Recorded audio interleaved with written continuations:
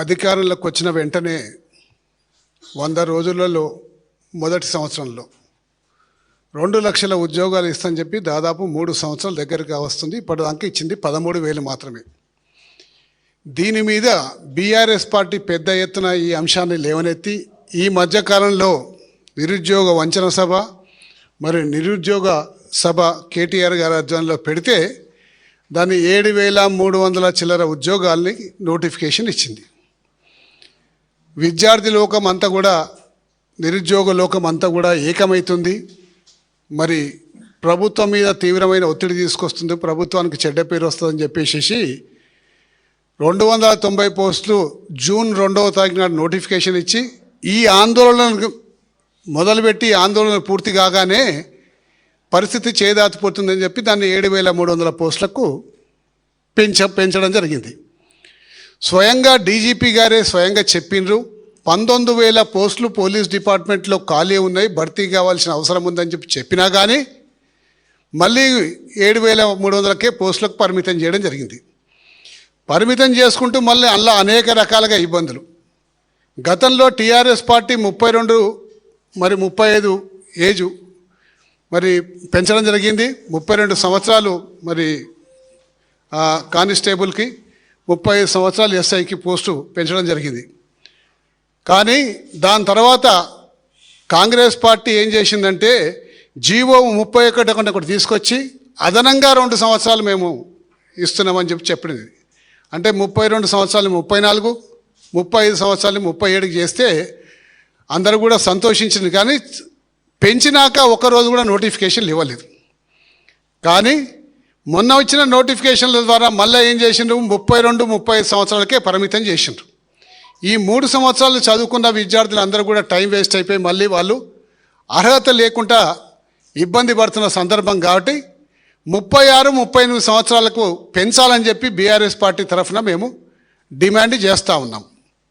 అలాగే మరియు ఫైర్ డిపార్ట్మెంట్లో పెంచిన అయితే ఇచ్చిన నోటిఫికేషన్లు ఉన్నాయో ఆ నోటిఫికేషన్లకు మరి లైసెన్స్ తప్పనిసరిగా అని చెప్పేసి ఈ మధ్యన కొత్త నిబంధన పెట్టిండ్రు. మరి ఈ ఫైర్ డిపార్ట్మెంట్లో లైసెన్స్ తప్పనిసరిగా అని చెప్పేసి పెడితే మరి గ్రామీణ ప్రాంతాల నుంచి వచ్చి ఈ మధ్యకాలంలో 33% మహిళా రిజర్వేషన్ ఏదైతే వచ్చిందో గ్రామీణ ప్రాంతం నుంచి వచ్చిన మహిళలకందరూ కూడా ఈ 33%లో ఎవరికి లైసెన్స్ ఉంటుంది? మరి ఈ నిబంధన పెట్టడం వల్ల విద్యార్థులకు తీవ్రమైన ఇబ్బంది కలుగుతారు. కాబట్టి ఈ నిబంధనను వాపసు తీసుకొని మీరు ఫైర్ లైసెన్సు మరి డ్రైవింగ్ లైసెన్స్ అనేది నిబంధన ఖచ్చితంగా పెట్టకుండా చూడాలని చెప్పి బీఆర్ఎస్ పార్టీ తరఫు నుంచి డిమాండ్ చేస్తూ ఉన్నాం. మరి అదే కాకుండా ముఖ్యంగా హైదరాబాద్లో, గ్రేటర్ హైదరాబాద్లో మరియు మల్కాజ్గిరి, మేడ్చల్ జిల్లాలో మరి పాత రంగారెడ్డి జిల్లాలో ఈ నోటిఫికేషన్ల వల్ల ఎవరికి కూడా ఉద్యోగం వచ్చే అవకాశం లేదు. మరి హైదరాబాద్, రంగారెడ్డి జిల్లాకు సంబంధించిన వ్యక్తిగా నేను మరి బీఆర్ఎస్ పార్టీ డిమాండ్ చేస్తూ ఉంది. మరి మీరు ఇచ్చిన నోటిఫికేషన్ల ద్వారా ఈ ప్రాంతం నిరుద్యోగులకు ఏమాత్రం కూడా ఉపయోగం లేదు. ఎందుకంటే కమిషనరేట్లు, కొత్త కమిషనరేట్లు చేసినాం. సైబరాబాద్ కమిషనరేటు మరియు Rachakonda commissionerate, future city commissionerate, మరి హైదరాబాద్ సిటీ కమిషనరేట్ చేసినాం. కాబట్టి రాష్ట్రపతి ఆమోదం పొందాలి. మరి 81 జీవో ప్రకారం 370D సెక్షన్ ప్రకారం రాష్ట్రపతి ఆమోదం పొందినాక మేము నోటిఫికేషన్లు వేస్తామని చెప్పేసి ఇలా ప్రభుత్వం చెప్తా ఉంది.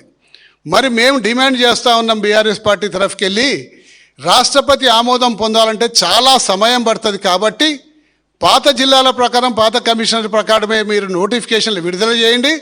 తద్వారా మా ప్రాంత యువకులకు, మా ప్రాంత నిరుద్యోగ లోకానికి అంతా కూడా లాభం జరుగుతుంది.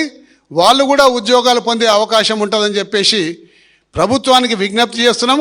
కేవలం ఈ సాకుతోటి ఉద్యోగాల సంఖ్య, ఉద్యోగాల యొక్క నెంబర్ని తక్కువ చేసే ప్రయత్నం మీరు చేస్తూ ఉన్నారు. కాబట్టి ఆ ప్రయత్నం చేయొద్దని చెప్పేసి ప్రభుత్వానికి విజ్ఞప్తి చేస్తూ ఉన్నాను.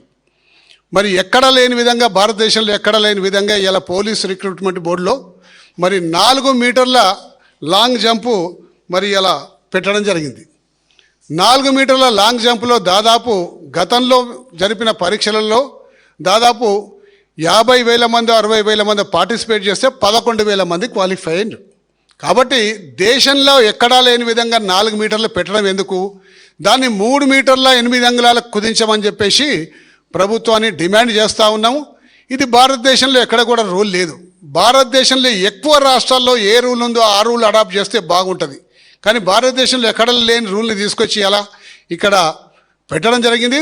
దానికి విద్యార్థి లోకానికి నిజంగా కూడా తీరని అన్యాయం జరుగుతుంది. కాబట్టి నిరుద్యోగుల విషయంలో ఇప్పటి నుంచి గతంలో ఇప్పటి వరకు బీఆర్ఎస్ పార్టీ అన్ని విషయాలలో ముందుండి మాట్లాడుతుంది. కాబట్టి బీఆర్ఎస్ పార్టీ మళ్ళీ డిమాండ్ చేస్తుంది ఈ యొక్క లాంగ్ జంప్ని కూడా కుదించాలని చెప్పేసి 3 మీటర్ల 8 అంగుళాలకు పరిమితం చేయాలని చెప్పేసి కూడా ఈ సందర్భంగా మేము కోరుతా ఉన్నాం. కాబట్టి దయచేసి ఎప్పుడైనా నోటిఫికేషన్లు ఇచ్చేటప్పుడు అన్ని అంశాలని పరిశీలించండి.